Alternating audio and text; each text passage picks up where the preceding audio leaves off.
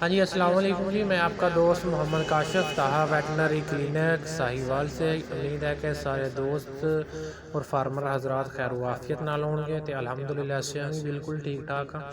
जिद्दां सारे फार्मर हजरात नूं पता वा कि असीं रोज़ाना की बुनियाद ते एक इंजैक्शन का रिव्यू लैके हाज़र होंगे हाँ दोस्तों की और फार्मर की खिदमत च।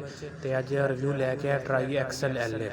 Try axle L A Orient company की प्रोडक्ट आ। ओरीएंट कंपनी मार्केटिंग करती है tri axle L A moxicillin L A जी।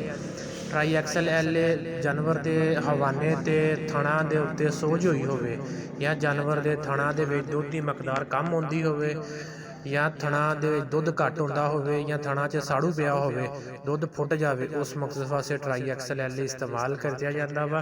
ट्राई एक्सल एल ए लॉन्ग एक्टिव एंटीबायोटिक है 48 घंटे असर रखता जी। तो कोशिश करो कि ट्राई एक्सल एल ए अपने फार्म के उत्ते हर जोड़ा जानवर नूं साड़ू पिया वा या हवाने सोज उस जानवर नूं इस्तेमाल करो।